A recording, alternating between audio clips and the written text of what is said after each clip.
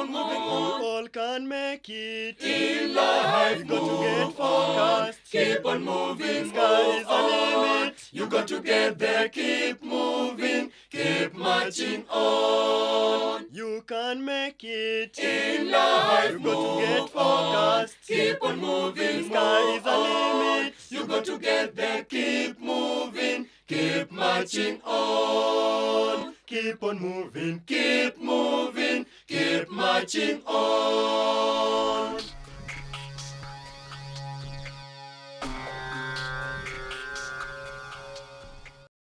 Hello there, and thank you very much for choosing Able Differently, a program where we take charge. This week, a number of events have been focusing on persons with disabilities. So if you miss any, don't worry, we've got you covered.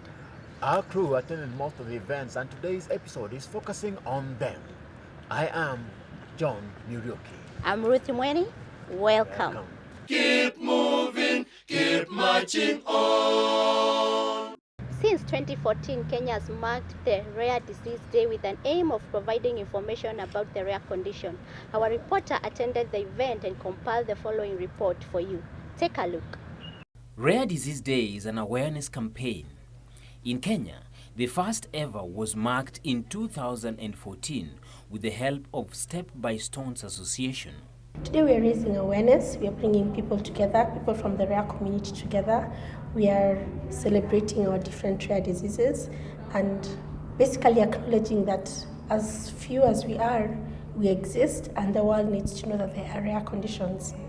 Christine Mutena, the interim RDK chairperson, tells us more. We are targeting doctors because this year's theme is research. We're targeting doctors, we're targeting other patients or their parents who are out there and they do not know that there is a support group that is Rare Disease Kenya. And we're also targeting the different stakeholders in the rare community, the hospitals, the pharmaceutical companies, basically anyone and everyone who's related to a rare condition. The steady growth of numbers that the organization currently boasts of is mostly as a result of referrals and the creation of awareness. If it's emotional or psychosocial support they need, they can easily join our group. If it's medical advice that they need, we have a few doctors on board, especially given that this is Gertrude's Hospital. So if they are children, we can easily refer them to Gertrude's Hospital and they can be referred to the correct specialist. If it's a patient, even if it's a parent, we refer them to go look for the global support groups because every rare condition almost has a global support group. We refer them there so that at least they can get to meet other people in the world with the same condition as theirs. Patricia Karani spoke to us about research and the need to bridging the gap that exists, plus ensuring that there is lobbying with the right institutions. Why we're basically here for Rare Disease Day is that we want to bring attention to the gap that there is in research in Kenya, and for me, I would say in Africa as a whole. So you will find that the fact that there are no research centers which have been set up in the country, there's a lot of misdiagnosis that goes on with people who have rare conditions. And why we gather today is that we need to make our voices more heard. We need to try and lobby for us to be able to get research centers set up for us. We need to be able to be having clinical trials going on for rare conditions, as well as specialized clinics where people with rare conditions can go. Collaborating with the medical practitioners has been good for them and hopefully is a great start to positive outcome. Dr. Cleopa Mailu, the former Cabinet Secretary for Health, Dr. Auma Oluga, the chairperson for KMPDU, we are hoping that with their networks, they can do something about genetics in Kenya, even if it's something as simple as extending the curriculum for rare diseases in Kenya in the medical schools, so that at least we have something with the ball rolling. So that's what we are hoping for. She is a mother to a child with a rare disease, reason enough for her to be here. Rosalind Kanja tells us more about support groups and their role in this noble cause. Rare Disease Kenya is an umbrella body. So we are targeting everyone who's affected by any kind of rare disease. So there are people who already have their own support group, let's say muscular dystrophy, or we have multiple sclerosis, narcolepsy, whichever the group. So they have their own support groups, which is well and good and great, so they can continue doing that. But there are those people who, like for example, Jobert, so far, even in the continent, we are about 4 or 5. So people like us do not have support groups for JS, so we will have to merge with other people also who are rare. So that's why Rare Disease Kenya is here to cater for the needs of those people who do not have one support group. But we encourage people to join the global support groups, and we redirect you to them as much as we are here supporting one another through the rare journey, Dr. Angela Migoa, a pediatric rheumatologist, has not only been of help but has gained knowledge as well. She took us through the milestones made so far and made it clear that awareness creation is key in finding treatment and that there is hope. And we're here to help them and support them so that we can increase awareness about these diseases, as ultimately increase accessibility to the diagnosis of these diseases, the treatment of these diseases, and ultimately to make all this accessible to everybody, irrespective of whether or not they have the financial capacity to achieve these things. I think this is a good beginning. And for very long, and which is really understandable, we have had to deal with diseases that have led to mortality. I'm a pediatrician, so for us, the diseases that have been prevented by vaccines, that is a key milestone that we have achieved, that some of those diseases have reduced considerably, and the deaths that have come about because of these diseases have reduced considerably. And now as we move forward, as we gain better control of these diseases, so people are living longer, and therefore they're getting some of these rare diseases or chronic diseases. So it will be important that we also focus on these entities so that ultimately we still achieve our goal of reducing mortality and morbidity for our citizens. So we have started, it is work in progress, and I'm sure that we're going to make significant strides in the years to come. Dr. Thomas Ngwiri of Gertrude's Hospital tackled the issue on patients and family rights, clearly highlighting the rights of patients and regulations of hospitals. Patients indeed have rights, and families have rights. And these rights are broad, but they're also specific. So one that sometimes we forget is the right to information. So patients have a right to be informed verbally, if you choose, or in writing, of your rights and responsibilities. And this must be given in good time. Patients and families have a right to be given information concerning diagnosis.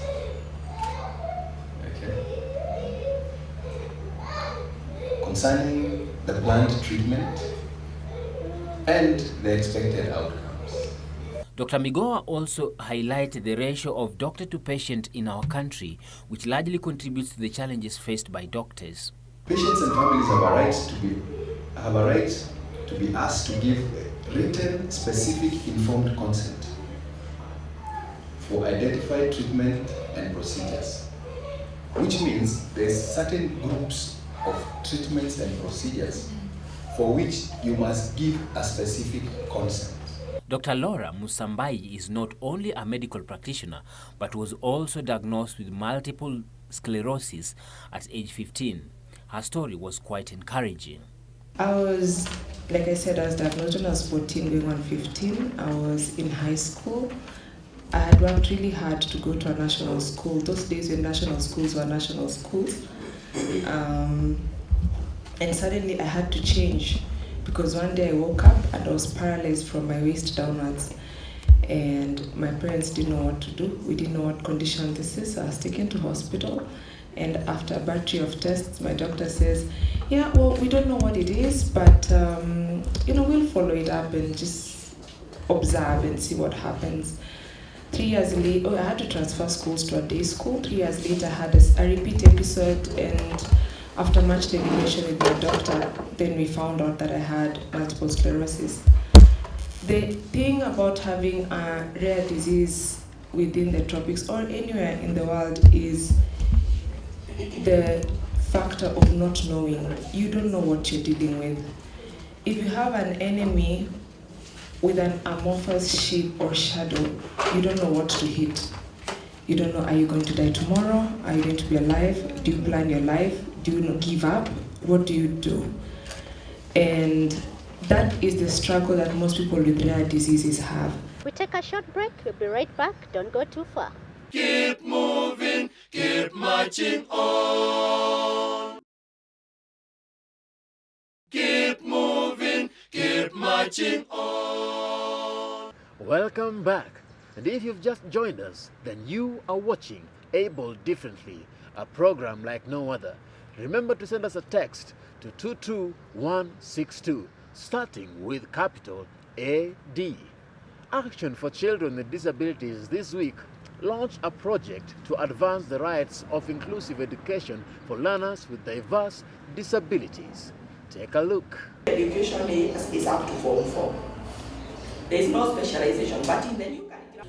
As the Ministry of Education continues to roll out the new curriculum, matters concerning inclusivity and equitability of curriculum have taken center stage, especially within organizations that seek to improve the lives of persons with disabilities. And before the end of this year, we shall have known all the loopholes and tried to work on them. Right now, a team is out monitoring what is happening.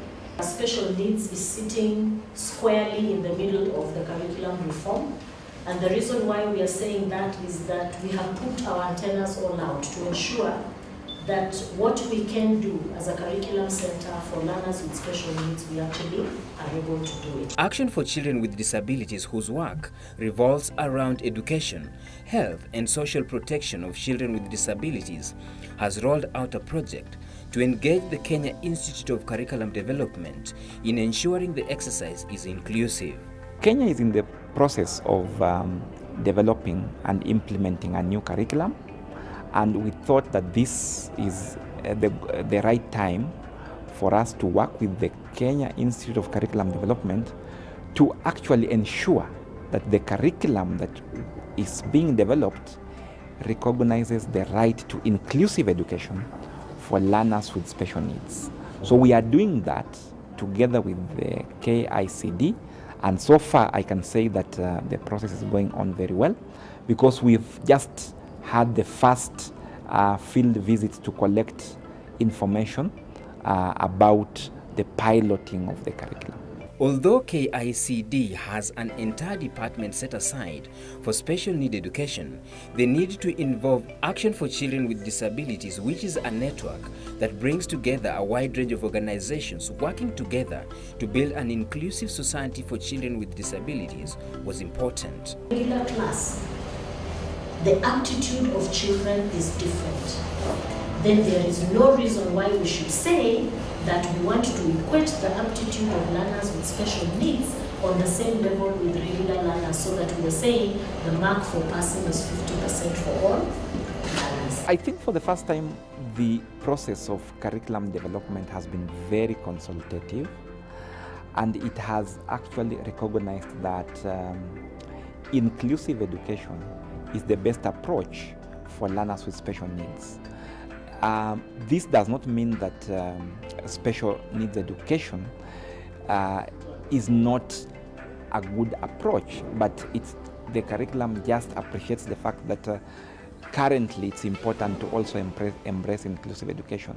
So I believe this is a good foundation for this new curriculum, and it's also coming at a time when the Kenya Institute of Curriculum Development has an entire department on special needs education, experts who can give a lot of information and their expertise on inclusive education.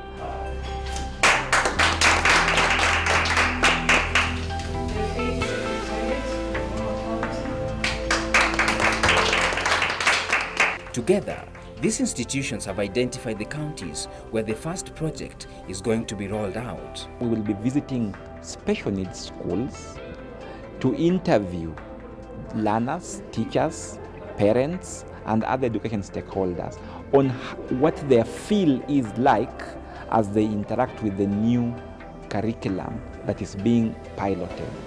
So once we get their views, we'll compile those into a report, and we will then present the report to KICD, a report which they will use to improve their curriculum, because piloting is just about getting more information, learning, and using that information to improve when it goes full scale or when they are implementing it at that level.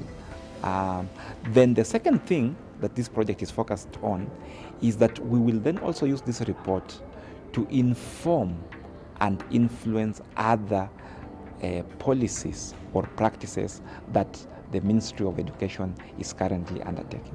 We have proposed that we have a major component of teacher of special needs education within the regular teacher curriculum.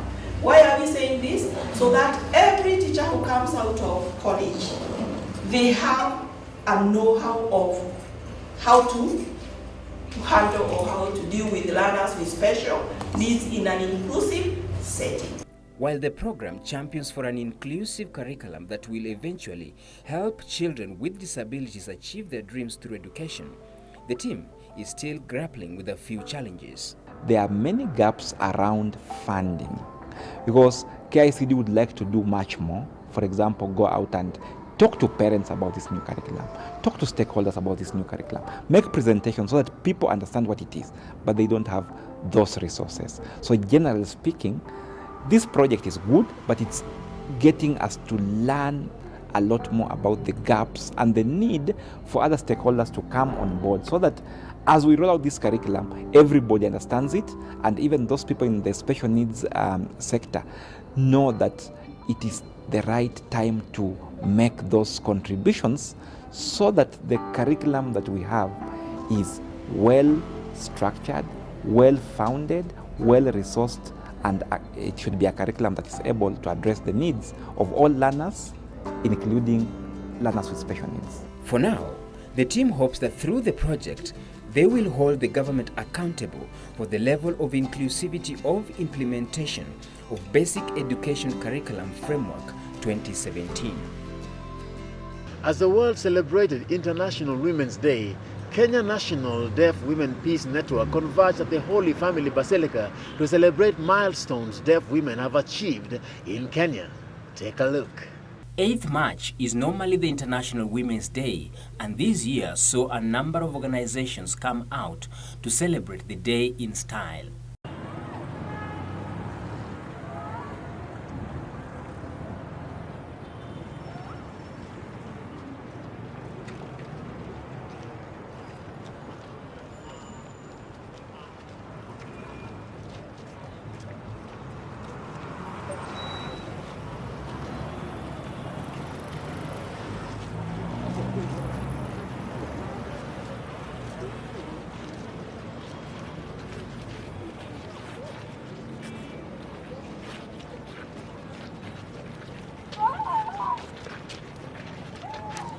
The Kenya National Deaf Women Peace Network converged at the Holy Family Basilica to celebrate the milestones deaf women have made.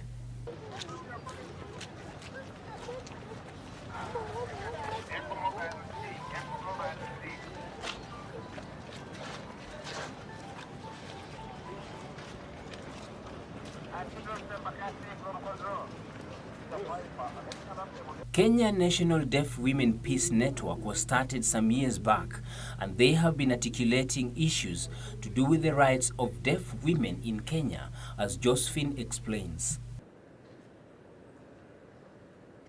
I'm the CEO and also the founder for Kenya Deaf Women Peace Network. And our main objective is to advocate for the right of deaf women in Kenya and also girls.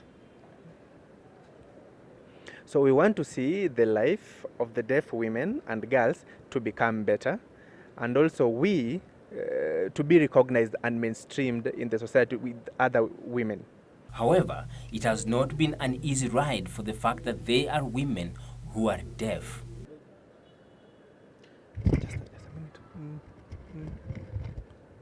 We've been working as volunteers, but now, without even being paid, we've been working as volunteers all along from the time that we were founded up to now. Challenging, yes, but then we know the pain that we have and we know the challenges that we have because we are the one who wear the shoes and we know the shoe where it pains, and we cannot give up because what we want is for the deaf children who will come after us to find a better life. Father Martinez says that the church has a role to play in complementing the works of these great women in the church. It's a special day for the deaf, especially the deaf women, because all over Nairobi we've come together to celebrate together, to have a procession, and also to have an opportunity to hear several speeches from different people and share the message of advocacy and support for the women. Father Martinez says that the church has a role to play in complementing the works of these great women in the society. The church has spread the message and preached about the respect and recognition for the woman. For example, we have different activities within the church that specifically target the women to improve their lives. For example, women who have different vulnerabilities and situations where they lack services, we promote their well-being. We make sure that they are catered for and they're equal to the men. And also we believe that we advocate together, and our message is from the Lord saying both men and women are equal. It was a great opportunity to benchmark since they ran similar projects. Fund groups through grants to start small income generating activities so that they can be empowered. We give 100,000 shillings to groups who are starting businesses. We have also funded institutions of persons with hearing impairment to make the environment friendly for people with hearing impairment, for schools, for institutions. And currently we are training people on Kenya Sign Language so that they can help in communicating with persons with hearing impairment. They will be as a bridge to bridge the gap between those people without hearing and those people with hearing, so that communication can take place and therefore make the environment least restrictive. The organizers agree that the day was a success, though much is still to be done. The day has been good. We are happy that our brothers and sisters at least know that there is the International Day for persons, for women, for them to come and celebrate and mark their achievements and challenges so that the world can know. Because in most cases, persons with hearing impairment face communication barriers. But now that they have heard this information, it is a great, great opportunity for them to come and advocate for their rights, and people may hear what they're actually going through or their successes or challenges. Keep moving, keep marching on. Kenya Cultural Center was a hub of activities when Science TV and Kenya Film Commission organized an event focusing on talents of persons with disabilities. Take a look. There was a time in my life was a young and innocent, never knew about right, never knew about right. Science TV and the Kenya Film Commission organized a seminar dubbed the Film Class at the Kenya Cultural Center with the main aim of enhancing talent among persons with disabilities. Mkubwa kabisa ya MCSK ni kuhakikisha kwamba tunatofautisha. Kuna in the process of creation ama ya utunzi tuko na ule mwandishi. We call him an author. Then tuko na composer. Then we have an arranger, and then the publisher. Now, these are the initial copyright owners who MCSK represents. We ensure that there is that distinction between the author, composer, arranger, and publisher, because not one person in most instances anaweza fanya hizo vitu zote pamoja. The event saw artists both with and without disabilities attend because the information that was being passed across was of benefit to all. The reason why I attended this event is because I needed more information when it comes to film production. How are we covered in terms of rights for people who produce film, and what are some of these organizations that stand for our rights as filmmakers? A number of organizations in the entertainment industry that include PRISC and the Kenya Copyright Board were present to educate on what they do and the importance of being a member with them. Basically, what I've learned is the importance of having a copyright for the different things that I produce as a filmmaker, and also the rights that cover me if I'm a musician, and also if I'm a performer, that is if I'm an actor. The participants agreed that the workshop was worth it, as a number of persons with disabilities are normally left out when it comes to matters entertainment. And urge my fellow persons out there to support these people, because it means livelihood to, for example, people with a disability who are very well talented, and sometimes without these copyrights, they never get to earn their rightful share.